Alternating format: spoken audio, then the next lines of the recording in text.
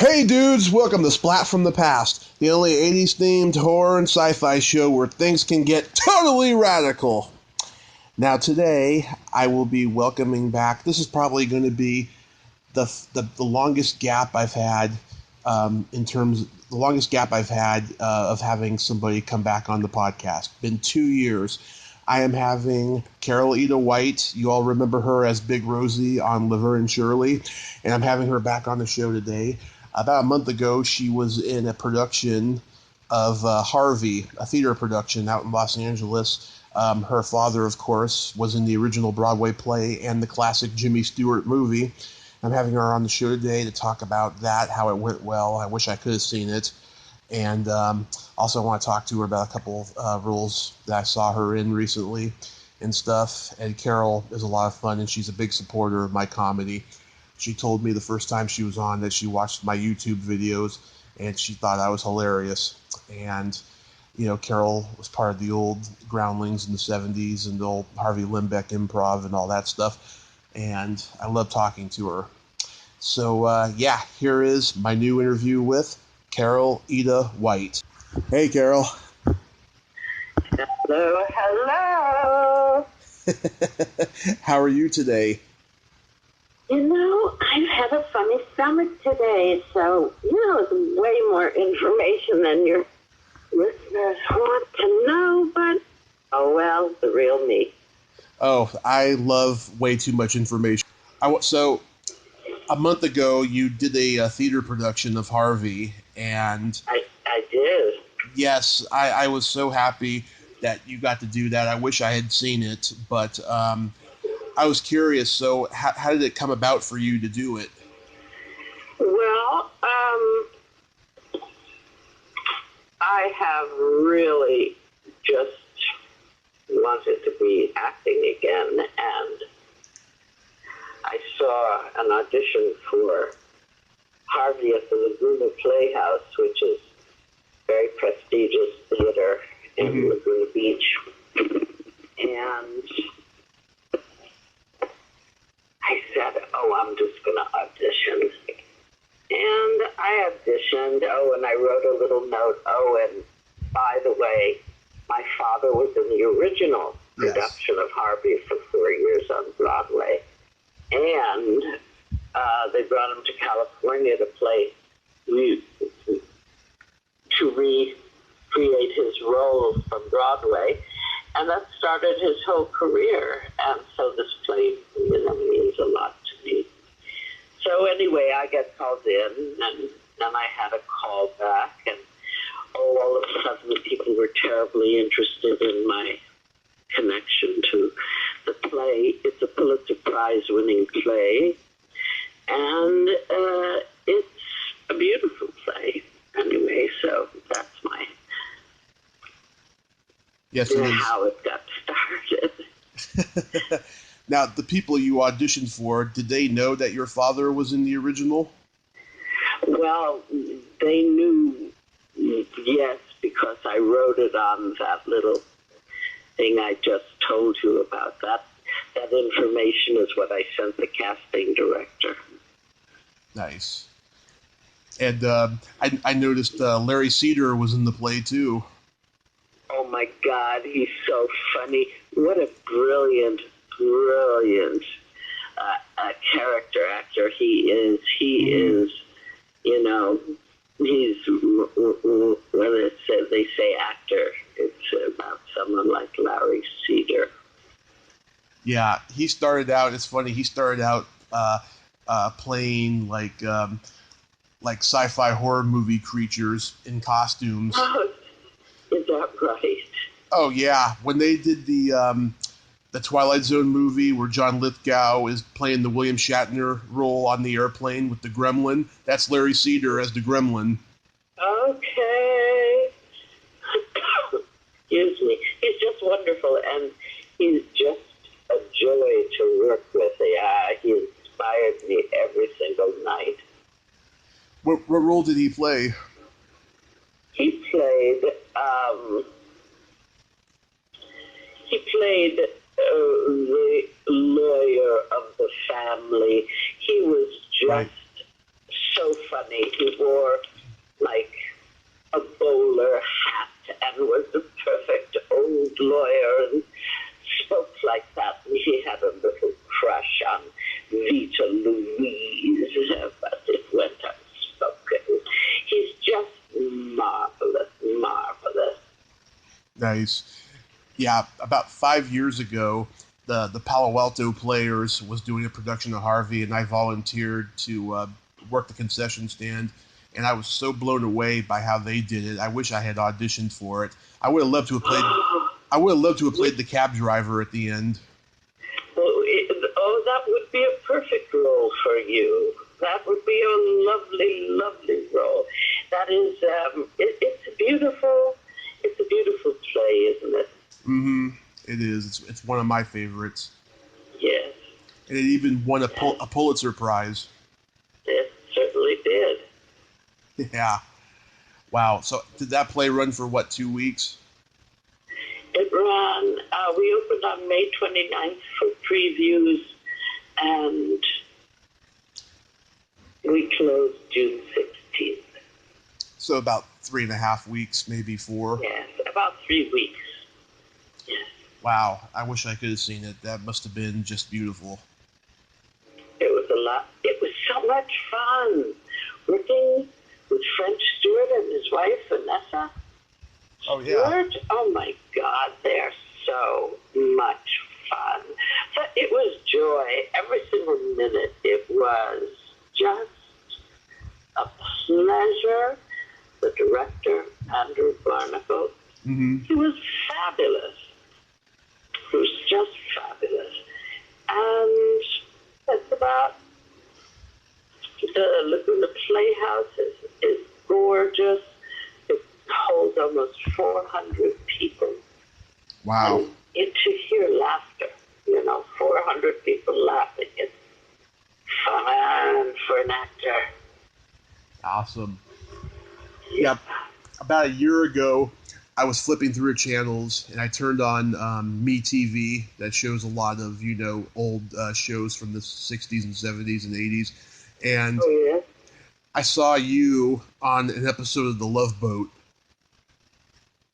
Oh yeah. That was me. I had fun on The Love Boat. I don't know what it was, that 1979, something like that. It was 78. 78? Yeah. That was really fun. Barbie Besser was in that episode. Yes. And, oh my God, Shelley Long was in that episode before she was on Cheers. Yep. What fun. Also, Patty Duke, Frankie Avalon, Jamie Farr, Ricky Nelson. Oh my God. I wish I had worked with Ricky Nelson. He was my high school crush. Mm-hmm. Yeah, I know a lot of women who had crushes on him. Oh my God, was he gorgeous. This one girl I knew, she actually cried her eyes out the day he died. I think everyone did, because he was so talented and so pure. You could see what a sweet guy he was. He was like America's sweetheart for the girls, across America. He was just, hello, Mary Lou, goodbye, heart. No. Yeah, you and Shelley worked really well together. And it makes sense because, she was coming from Second City and you were at the Groundlings during that time. Who are you speaking of again? I'm sorry? Shelley Long.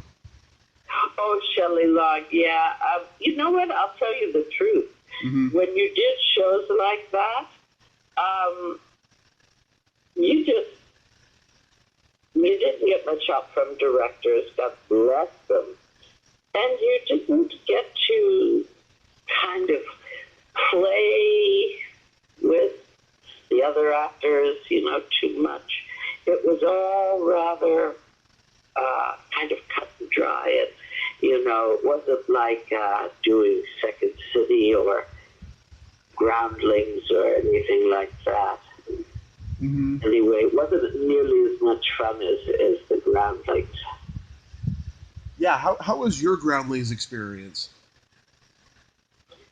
Well, Gary Austin, who founded the Groundlings, before he did, he and I were in the original Comedy Store Players.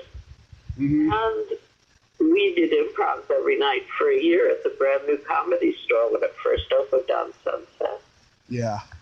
And then after about a year, he broke off. First he was teaching an improv class, and then he got this great theater and put a company together. And I said, I'm done with nightclubs, and I still get to have this fun with Gary Austin. So I was in the Groundlings and the Groundlings first show. Mm-hmm. I wasn't actually taking classes, but I was in the show, and then Al Franken, Senator Al Franken, who I wish was still in the government, called me and said, we're going to put together a Second City company here and do improv out of what is now the improvisation. It still wasn't the improvisation on Melrose. Would you like to come and be in our troupe? And because I had a big crush on him, I said, bye-bye, Groundlings. And I went to be with Al Franken, and you know who else was in it? Who? Michael McKeon, David Lander, and Harry Shearer. Oh, yeah, the Credibility Gap. This was before Lenny and Swiggy, too. And Severin Darden, just the most amazing improv actors, you know. Mm-hmm. And we had to quit that group. It only worked, we only maybe went up twice. And then Laverne and Shirley was born. And those guys went on that show, and so did I. That was it. So that was a long talk. Yeah, I was in LA back in April for a week, and I got to have lunch with Terry Bolo. Oh, I love Terry Bolo. There is literally no lady sweeter than Terry Bolo. That is the truth. And her aunt, Gloria Vassie, was in the original Groundlings, too. Right, right. She told me that. I didn't even know that.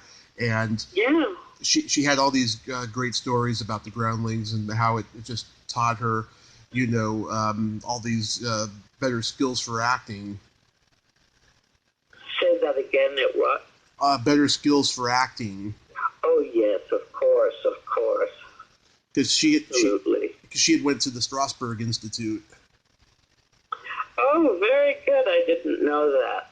Yeah. And you know, Terry has played so many tiny parts in so many movies. She makes a tiny part so much larger than life, I think. She's so great. What a fine actor she is. Yes, she is. She's got those expressive eyes and that winning smile. Yep. Yeah, she is a lot of fun. Also, so, go ahead. Also, yeah, you played a bad singer in the Fabulous Baker Boys, which is 30 years old now. Oh my God, I can't believe you just said that out loud. 30 years old already? Yeah. How is it possible? That's when I got back into acting. That was my first role back into acting after I'd just been away for a while. And it was fun. Peter Jackson, no, not Peter Jackson. He directed Witches of Eastwick and some other famous movies. Lord of the Rings, something like that. Something weird. Yeah, Peter Jackson did The Frighteners, Lord of the Rings, yeah. Yeah. Anyway, he directed The Witches of Eastwick. And, God, it was good fun working with him. That was the role. That was my first entrance back into acting. What was the one you wanted to talk about? The Fabulous Baker Boys. Oh, yeah, that was fun. You know, there was Jeff Bridges and Bo Bridges, and they were to the right and left of me. And, oh, what a thrill it was working with them, my God. And I was singing Tiny Bubbles, and I worked for about, an hour, and then they cut that little tiny bit of it. But that bit of editing won the Oscar for that editor, that film editor. Mm-hmm. Editing together all the bad lounge singer auditions. I know one of them I just interviewed a couple of months ago, Wendy Goldman. Oh, yes, uh-huh. Yeah. She told me a long story about how she got the role and like her experience working on the day that she did and stuff. And yeah, she was pretty. Have fun. Yeah, she said it was one of her favorite experiences. Yeah, it was working with those good actors, doing that ridiculous role. Those are my favorite parts, those ridiculous roles. And Sidney Pollack was a producer. Is that right? Yeah, he was the executive producer on that movie. Oh. Yeah, that's you've been so blessed. You've played so many great roles. I have, and I feel like you were talking about Terry Bolo, mm-hmm. getting a chance to create a human being. Mm-hmm. And then if you're lucky enough to have it be a bit amusing. Yeah. Others, that's always fun. I just love working. It's acting is the most fun thing I do in my universe. Acting / sex, Oh, absolutely. I'm not sure which order. Absolutely. Oh my God, it's so awesome. Oh my God. Okay. I was looking. Is our time up, dear heart? What was that? Is our time up? No. I was gonna ask you. Next month, I was looking on IMDb. Next month, you're going to be hitting a milestone birthday. Oh, God. You wouldn't want to torture me to talk about this. Go ahead. We don't have to be specific, but I wanted to ask you. A milestone birthday, yes. I'm still here, as they say. Go ahead. They can look it up. But I wanted to ask you, how do you feel that you're hitting a milestone birthday? You mean 70? Mm-hmm. Let's see. Oh, first of all, I don't accept it. Mm-hmm. It's like most people, when they get to 70, their looks start to fade. Mine are just blossoming. And I feel blessed to be alive, to be healthy, to have another chance every day when I open my eyes to be kind to someone. That's my watchword these days, kindness. Yeah. It's a difficult world these days, and kindness is everything. But don't mistake my kindness for weakness. Oh, absolutely. You know what I mean? I draw boundaries. I have to learn that. And finally, this is one of my accomplishments at 70. I draw boundaries and I say, oh, no, you don't. Mm-hmm. Oh, yeah. I say, I love you all the time. Mm-hmm. Absolutely. Mm-hmm. You have to do that, and have to. We pray for everyone's well-being. We live in this crazy world now, and you never know what's going to happen. You said it, kid. Yeah, every day. You look on the news, something's going on every day. Yeah. Do you have any upcoming movie roles? I do. Did you just yawn in the middle of my interview? You little rascal. Get more sleep, mister. Do I have movie roles coming up? Yes, I'm going to be in a movie. Mm-hmm. I'll turn left. Yep. And I play adult lesbian couple. Nice. It's going to be so much fun. Yeah. I can't wait. And I'm going to be in a web series, and my darling friend Mignon, who is created it, is going to be killing me. Maybe she'd be on your web show. Well, she probably would. I know she would. I'll give you her info in private. Okay. Anyway, she's coming over tomorrow to tell me about my part. And I will give you all her info, and she can tell you herself. But anyway, I'm going to do a web series, and I'm real excited about working with Mignon. Have you ever known anyone with the name Mignon? Filet mignon. Exactly. And her name is Mignon, not the steak. At Mignon, not the steak. Anyway, she's freaking amazing. Oh, and she got me a role, speaking of movies I'm working on, she got me a role in a fantastic movie I'm doing called Hotel Peridot. Mm-hmm. And I play a Russian madam in this movie. Ah. I know it's going to be so. I've been having so much fun doing it. Accent and wearing wigs and doing a serious role. It's like I've come into my own finally, at this age. Well, who knew it would take 70 years? Well, you've always been a chameleon. I mean, I've seen your career through the years, and you have really, shifted, but you've always, done really great in everything you've done. Thank you, Tommy. That's so sweet of you, dear heart. Absolutely. It's nice to have a fan express his appreciation.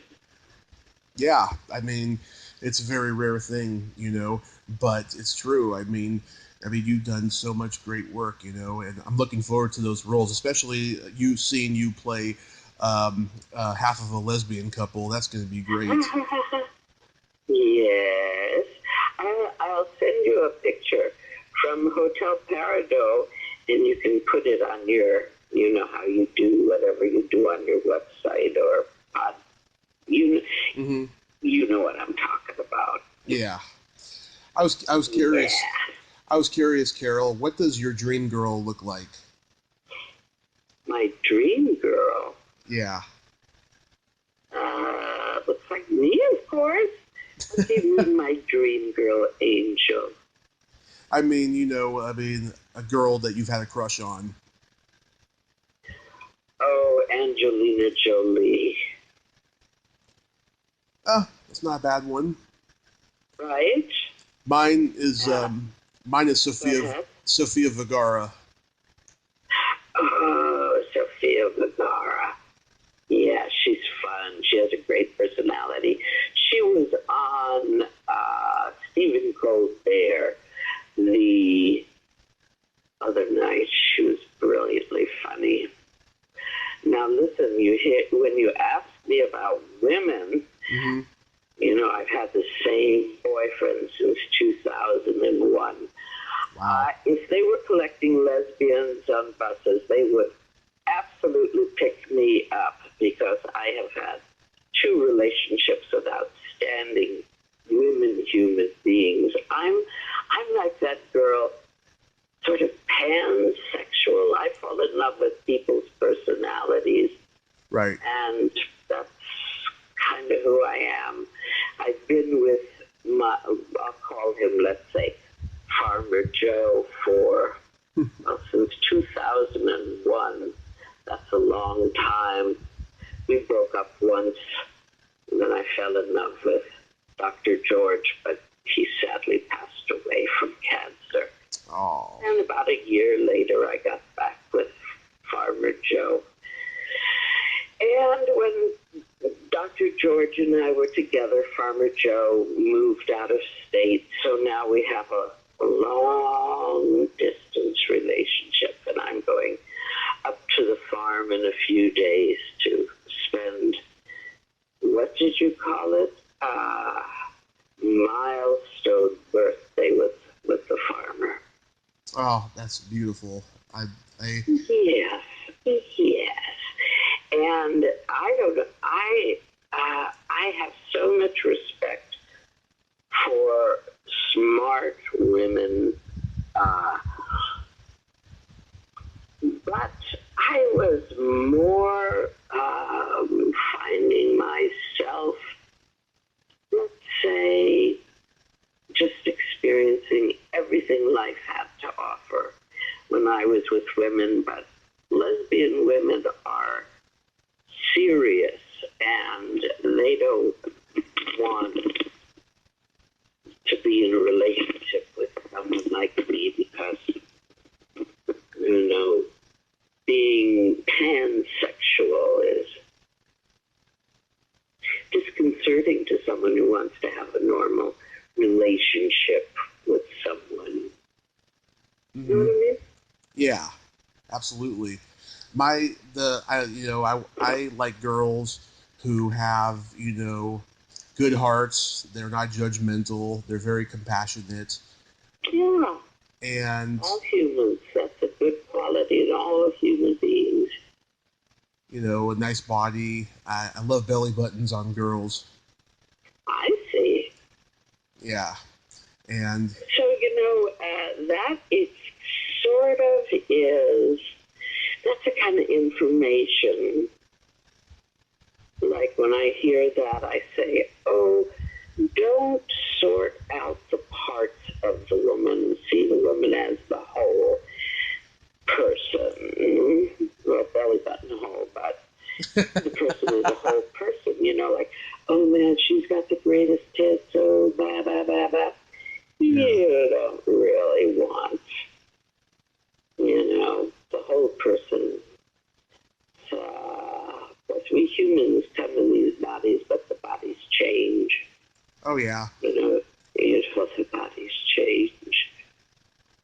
And you want someone whose personality you really like, because otherwise, after about 20 minutes, you don't see what they look like anymore. Oh, yeah. That is, yeah, that is so that true. Experience? Oh, yeah. I've had that experience quite a bit over the years. You see them one way, and then after you've spent some time with them, you see them a different way. And that happens, with men, too. Yeah. Right? Yeah. That happens just with people. So so you're going to go to Al-Anon family groups. I have about another 2 minutes with you, dear heart, and then I have to go to an audition. Okay, let me wrap this up. I have some dirty jokes for you. Dirty? Yes. Okay, go ahead. Okay, the old nursery rhyme? There was an old lady who lived in a shoe. She had so many kids she didn't know what to do. Yes. What did her right leg say to her left leg? I give up. Nothing. They never met. Oh, I see. Go ahead. What's your next joke? A bear and a rabbit are taking a shit in the woods. The bear says to the rabbit, "Excuse me, sir, do you have a problem with shit sticking to your fur?" The rabbit says, "No." So the bear wiped his ass with the rabbit. So the bear... That's a good one. And then the rabbit died from the stink. Oh, no, that ruined it. Go ahead. That ruined it. Go ahead. Is that joke number 3? Oh, no, this is my last one. Okay. Okay. Why do men like to marry virgins? Why? Because they can't stand criticism. That's a really good joke. Thank you. That's the best one of the 3. Thank you, Carole. I appreciate that. Thanks for having me on your show. Yes, Carole, thank you so much for coming back on. You know how much I adore you, and I'm going to keep an eye out for those other projects, and I hope you have fun with them. And when they're in the can, I'll let you know. Yes, and also have fun at your audition later. Oh, thanks for reminding me. Yeah, I got to shower and put on makeup. That's the hardest part of going to an audition. Putting Awesome. on makeup, getting all dressed, cranking it up to get out there and do it one more time. Yeah, it's good fun. That's what actors do. Yes. Yeah. Have a great day, dear heart. All right, Carol. Love you. Have a great day. Bye-bye, love. Bye-bye. Well, there you have it.